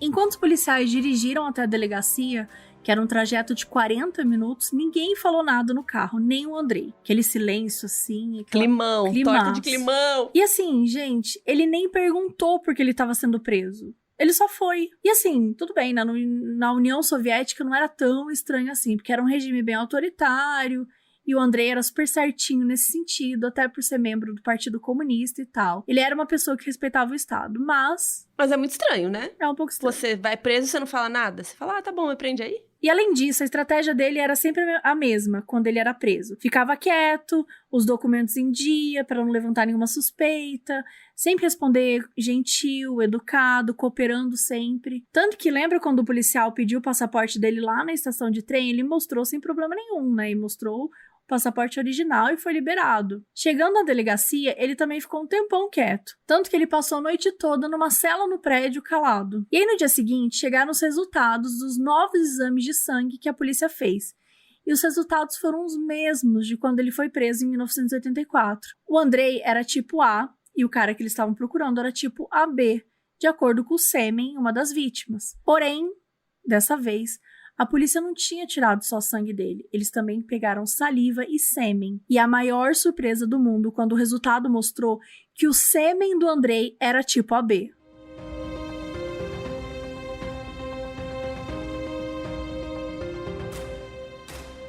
E aí vem uma grande polêmica, Brasil, porque isso é possível, uma pessoa ter um sangue de um tipo e o sêmen de outro? Sim, um estudo japonês de 1988 revelou uma descoberta científica que estudava justamente essa diferença entre o tipo sanguíneo do sangue e do esperma de uma pessoa. Para a grande maioria da população, não tem segredo, o tipo é o mesmo, mas para em 1 milhão de casos, não era. E esse grupo era chamado de não secretores. São pessoas que têm as células vermelhas do sangue diferentes das células secretoras. Então, explicando bem por cima, bem resumidamente, em 80% da população, quando as células vermelhas produzem os antígenos, eles produzem 2 tipos. Um que gruda na célula do sangue e um que fica flutuando e vai viver sua vida aí no corpo livre, leve e solto. Isso quer dizer que, quando uma pessoa espirra, tem suor, saliva ou ejacula, esses antígenos que ficaram flutuando no corpo saem juntos. Mas as pessoas que são deste pequeno, seleto grupo dos não secretores, eles não têm esses meninos flutuantes, entendeu? Eles só têm o antígeno que gruda nas células sanguíneas. Ou seja, isso causa essa confusão do tipo sanguíneo. E é óbvio que isso pode causar confusões, como causou aqui. Então, assim, hoje em dia existem exames muito mais precisos, né? A gente tem exame de DNA, né? Não é uma coisa, assim, de tipo sanguíneo, que é uma coisa super antiga, né? Então, essa questão foi uma das coisas que mais atrasou a prisão do Andrei. Porque ele até chegou a ser interrogado em 84, mas como o tipo sanguíneo dele era A e não AB, não, tá errado, pronto, resolvido. Então assim, naquele mesmo ano, o FBI já era muito mais desenvolvido nessas técnicas para extrair DNA e tal, e a Rússia não, ela era mais atrasada. E a tecnologia soviética foi um fator decisivo mesmo. Não é só quando a gente fala de questões de DNA, mas quando a gente pensa em outros pontos dessa história. Só para vocês terem uma ideia, ainda na década de 90, muitas das informações que a polícia armazenava eram escritas à mão. Lembra quando a gente comenta ali, o guarda anotou no caderninho? Era num caderninho de verdade. E real. Depois era um caderninho real. Então, assim, eles anotavam suspeito a suspeito, né, em alguns cardzinhos, tipo aqueles que estudante usa pra fazer resumo e tal. Escreviam tudo à mão e colocavam no arquivo. Só que assim, gente, até 1989, tinha mais de 25 mil cards de suspeitos escritos à mão. E como que você controla isso? Faz uma consulta, sabe? Além do que, a consulta não era como fazia no Ocidente, assim, especialmente nos Estados Unidos, que às vezes você ligava entre as delegacias, que já não era boa também, né? Vamos combinar, era bem ruim e isso atrapalhou muitas investigações. Mas às vezes rolava de telefonar para trocar informações e tal. Então a polícia podia simplesmente telefonar e trocar as informações de um jeito muito mais rápido. Então, por exemplo, quando o policial paisana pegou o nome do Andrei naquele dia que ele tava voltando da floresta com a mancha de sangue na bochecha, o policial podia ter ligado para alguém e falado: você já prendeu o Andrei Chikatilo antes? Você já aprendeu o Andrei Chikatilo antes? E aí eles iam conversar, trocar ideia. O Andrei já foi interrogado aqui. Enfim, tudo aquilo poderia ser falado naquele dia ou próximo, né? Porque a gente sabe que também naquele dia não acontecia nos Estados Unidos. O negócio assim era demorado. Mas pra piorar era tudo à mão, né? Era uma coisa super lenta, enfim, não rolou. Então, assim, esses são só uns exemplos de como a tecnologia soviética atrapalhou a investigação, atrapalhou a vida dos policiais a investigar esses casos todos, né? Então, a polícia tinha o sêmen, as provas circunstanciais, né? O kit lá, os relatórios de 2 policiais que tinham encontrado ele em estações, achado suspeito. Então, assim, eles só precisavam que ele confessasse. Só que por mais de uma semana, o Andrei negou que ele tivesse feito qualquer coisa. E isso era perigoso para a polícia, porque quando eles prendiam alguém lá, eles tinham 3 dias para segurar a pessoa e depois mais 7 dias para acusar criminalmente. E o tempo estava passando e nada dele confessar. E na União Soviética era muito importante que a pessoa confessasse, era uma questão muito cultural, né? Que veio inclusive antes do governo comunista, né? Os soviéticos tinham essa crença de que a pessoa tinha que confessar os seus crimes, mais cedo ou mais tarde, era uma coisa muito cultural. Então os detetives ficaram ali naquele interrogatório, tentando fazer ele confessar, porque isso era importante e tal, e começaram a falar com ele sobre o tempo que ele passava nas estações de trem. E aí o Andrei começou a dar uma desabafada.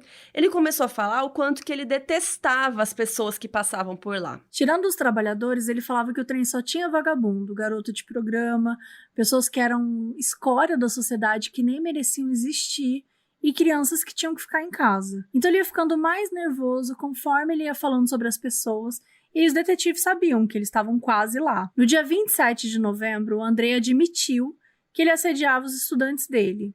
Aqueles lá no início, quando ele era professor e tal. Na manhã do dia 29, um dia antes de acabar o tempo que eles podiam segurar o Andrei, o Bukharov resolveu tentar alguma coisa diferente.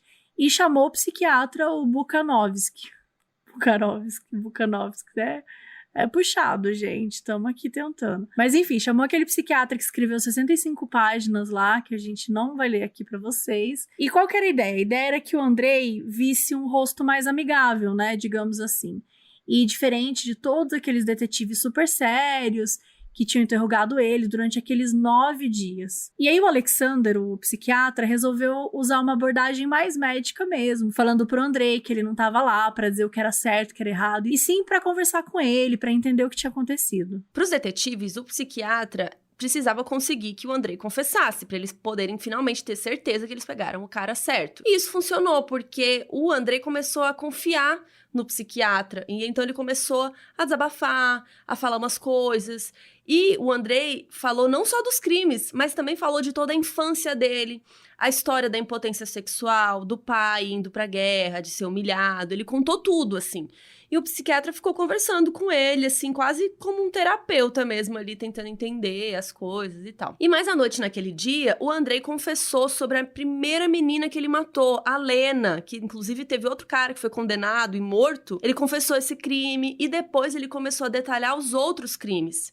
No dia 30, o Andrei foi formalmente acusado de 36 assassinatos, de estupro e de conduta homossexual, porque, né, era crime. Ele admitiu um monte de crimes e tal, mas ele disse que nunca estuprou ninguém porque ele era impotente, que inclusive ele nem conseguiria fazer isso, né, porque naquela época a sociedade presumia que só é estupro quando tinha penetração, e a gente sabe que não é assim, né. Enfim, na semana seguinte ele admitiu mais 20 crimes, elevando o total para 56 assassinatos, mas só encontraram os corpos de 54, com a ajuda do Andrei, inclusive. E eles identificaram os corpos e tal. Mas teve 2 corpos que ele não conseguiu encontrar e nem a polícia. Ele também admitiu o assassinato da menina de 78, né, da Lena.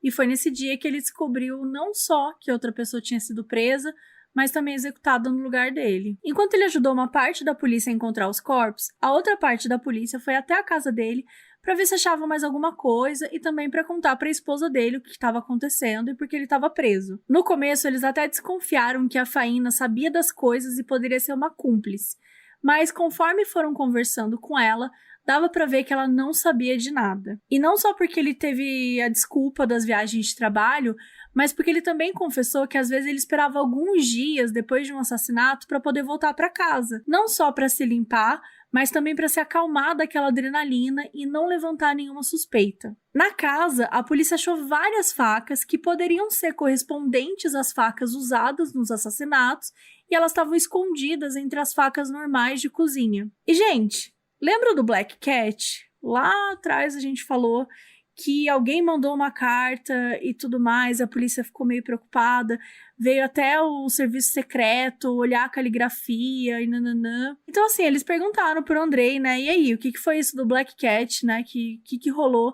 E ele falou que ele não sabia nada disso e nem sabia do Black Cat.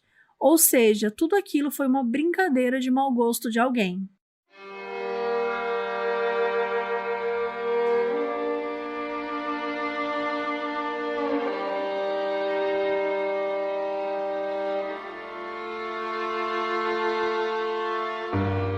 Em julho de 91, no ano seguinte, a polícia já tinha todo o caso formado, com as evidências, as confissões, as armas apreendidas, e o Andrei estava preso, só esperando o julgamento. No final de agosto, ele foi submetido a uns exames que iam julgar se ele podia alegar insanidade, se ele estava apto para ir para julgamento e tal, ou seja, se ele entendia a gravidade dos crimes, quando ele cometeu, se ele sabia o que estava acontecendo. Então ele passou por alguns psiquiatras e no dia 18 de outubro, 2 meses depois, ele foi declarado são, ele não era insano e ele estava pronto para ser julgado. Algumas coisas bem específicas contaram a favor desse resultado, como andar com um kit de cordas e facas dentro da mala, como matar em lugares longe de casa para não ser pego, né, ter aquela casinha que ele tinha, até os meses que ele ficou sem matar ninguém depois que ele saiu da prisão, ou seja, ele sabia que ele estava fazendo coisas erradas, né? E tudo isso fazia com que os crimes fossem premeditados.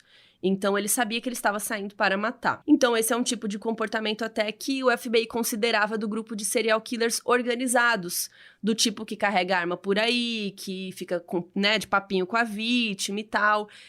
Dessa forma que o Andrei fazia. E hoje em dia não usam mais isso, mas ainda é interessante para ajudar a pensar o perfil do criminoso. O psiquiatra Andrei Tchatchenko se apoiou em várias teorias para elaborar o diagnóstico dele, mas o principal foi o da responsabilidade. O Andrei sabia sim o que ele estava fazendo e ele teria controle de suas ações? Sim, ele tinha. Por isso ele não podia alegar insanidade. Mas o psiquiatra também falou que se a lei soviética tivesse a categoria de responsabilidade limitada, talvez o Andrei pudesse alegar isso e a história fosse diferente, mas como não tinha, então não valia a pena considerar. O julgamento começou em abril de 1992 e, gente, o julgamento durava 3 horas por dia, então assim, levou 6 meses para acabar. Levou 2 ou 3 dias só para o juiz ler todas as acusações do Andrei, enquanto todo mundo sentava e ouvia e a imprensa ia documentando tudo. A gente fala 2 ou 3 porque tem lugar que diz que é 2, tem lugar que diz que é 3, mas em todo caso foi aí 3 dias quase, só para ler os crimes que ele tinha cometido. Tudo que o Andrei tinha sido quieto na vida adulta, retraído, tal, na dele, ele não foi no julgamento. E ele fez de uma forma super teatral. Tinha alguns momentos que ele suspirava fundo, super debochado, revirava os olhos, ficava fazendo caras e bocas. Outras horas ele falava que nem sabia do que eles estavam falando quando alguém fazia alguma pergunta, sabe? Ou ele ia pro outro lado, ele falava assim, não, você vai ter que ser bem mais específico nessa pergunta porque eu matei muita gente, sabe? Eu perdi a conta. Então ele variava, sabe? Teve uma vez que ele levantou, abaixou as calças e ficou pelado lá sacudindo o pênis pra quem quisesse ver, ficou gritando assim, essa coisa mole não pode estuprar ninguém, causando assim. Então ele ficava alternando entre esse comportamento bizarro e total apatia. Então ele ficava às vezes só seguindo os protocolos, sentado no banquinho dele, quieto, olhando pro vazio, sem qualquer expressão facial e tal. Algumas pessoas acreditavam que ele fazia isso pra não ser considerado são, né? Pra acharem que ele era louco, que ele era insano. Porque se ele fosse condenado, mas fosse considerado insano, ele poderia passar o resto da vida num hospital psiquiátrico. E se ele fosse são, ele ia ser executado, que era lá a pena de morte, né? E é bom dizer também que durante todo o julgamento, o Andrei ficou mantido numa gaiola, como umas grades, assim, tipo de prisão mesmo, para proteger ele. Proteger o Andrei das famílias das vítimas que estavam pistola, né, putos da vida. E os advogados dele não tinham muito o que fazer, além de argumentar que a promotoria não tinha testemunhas, as evidências e tal, mas assim, era tudo suficiente para condená-lo. E um ponto super importante do julgamento foi a teoria dos não secretores lá, do sangue e do sêmen, aquilo foi bastante questionado. Porque um laboratório em Moscou atestou que o Andrei fazia parte desse grupo que tinha aí secreções paradoxais. Gente, secreções paradoxais, olha o nome. E tudo aquilo que a gente explicou e tal. O sêmen era praticamente a principal evidência além da confissão dele. Então a defesa ficou, né, dizendo que isso era questionável, que não tinha nada a ver, que não era verdade, que não fazia sentido. Mas o juiz ignorou, falou, não, é isso aí mesmo, e resolveu seguir. E no livro The Killer Department, um especialista em DNA do FBI fala que não secretores é uma coisa que não existe. E um especialista francês em análise de sangue diz que os laboratórios soviéticos cometiam muitos erros conhecidos. Inclusive, em uma conferência, os soviéticos chegaram a usar uma tecnologia que fazia com que os antígenos A e B dessem falso positivos como AB. Então, assim, para eles, essa teoria não teria nenhum respaldo em um julgamento americano, por exemplo. E o especialista francês acha que o sêmen ter dado como AB foi um erro do laboratório soviético, que a gente já contou aqui que a tecnologia era um pouco mais limitada. Então, assim, era importante pra gente trazer os dois lados aqui para vocês. Mas, de qualquer maneira, o juiz aceitou a teoria da promotoria sobre os não secretores e ignorou o que a defesa estava falando. No dia 14 de outubro de 92, o Andrei foi considerado culpado por 52 assassinatos e sentenciado a 52 penas de morte. Ele tinha sido acusado de 53, só para explicar aqui, mas em um dos casos o juiz achou que não tinha tanta evidência para realmente comprovar que tinha sido ele. Mas assim, né, gente? Não faz diferença. 52 penas de morte. Lembrando que o Andrei chegou a admitir 56, mas 2 dos corpos não foram encontrados, né? E o assassinato da primeira vítima, a Lena, tinha sido resolvido, entre aspas, porque um cara já tinha confessado e até já tinha morrido. Apesar da União Soviética ser considerada uma coisa só, ainda era uma união de várias repúblicas comunistas diferentes, então a justiça considerou isso, que os crimes do Andrei foram cometidos entre 3 países e separou as sentenças, só por uma questão de detalhamento. Então, assim, só por curiosidade para vocês, na Rússia ele foi condenado à morte mais 56 anos de prisão, que não faz o menor sentido. Na Ucrânia, ele foi condenado à morte e mais 5 anos de prisão. E no Uzbequistão, ele foi condenado à morte e mais 25 anos. No fim das contas, ele foi preso em Rostov mesmo, lá na Rússia, e no dia 14 de fevereiro, o Andrei foi tirado da prisão onde ele estava e foi levado para um prédio num lugar super secreto em Rostov. E lá, um soldado fez ele andar por um corredor e seguiu atrás dele por alguns segundos, até dar um tiro na parte de trás da orelha esquerda dele, executando sua pena de morte.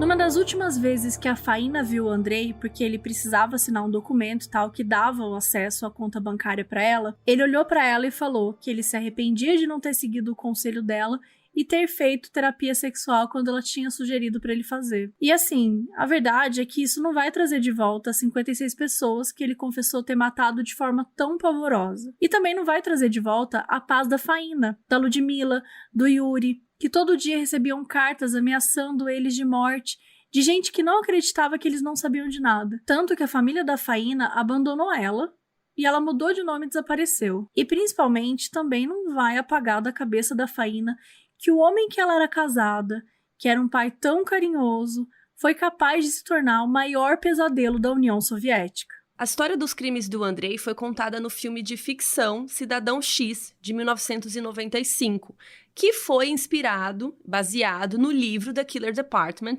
que a gente leu para fazer esse episódio também. Então, é um filme de ficção baseado em fatos, né? E o filme está disponível na HBO Max, e eu assisti para fazer esse episódio. O filme, gente, vamos lá, como falar sobre esse filme? É um filme muito antigo, é um filme de 95, então tem umas coisas super datadas, tem umas partes lentas e tal, mas o filme conta bem a história. Como ele é baseado em fatos, ele não fica inventando muita coisa e dá pra ter uma sensação da União Soviética, sabe? E dá pra gente acompanhar o Bukharov, o detetive, e como os outros policiais ignoravam o que ele falava, sabe? Por muito tempo, tanto que eles começaram a atacar e ir atrás de pessoas homossexuais, e o Bukharov falava, gente, de onde vocês tiraram isso, sabe? Não tem nada a ver. Então, o filme mostra bastante como foi difícil a investigação, foi lenta, né? São muitos anos e tal. Então, eu recomendo assistir ao filme depois que você ouvir esse episódio, assim, porque dá uma sensação daquilo tudo, de como foi também. E até hoje, em 2021, o Andrei segue sendo o maior serial killer da Rússia, mesmo que tenha gente querendo disputar essa coroa. Em 2007, um cara chamado Alexander Pichuskin, conhecido como o assassino do tabuleiro de xadrez, foi condenado à prisão perpétua por matar 49 pessoas, mas, segundo ele, foram mais de 60. Quando ele confessou os crimes, ele disse que queria ser maior que o Andrei Chikatilo.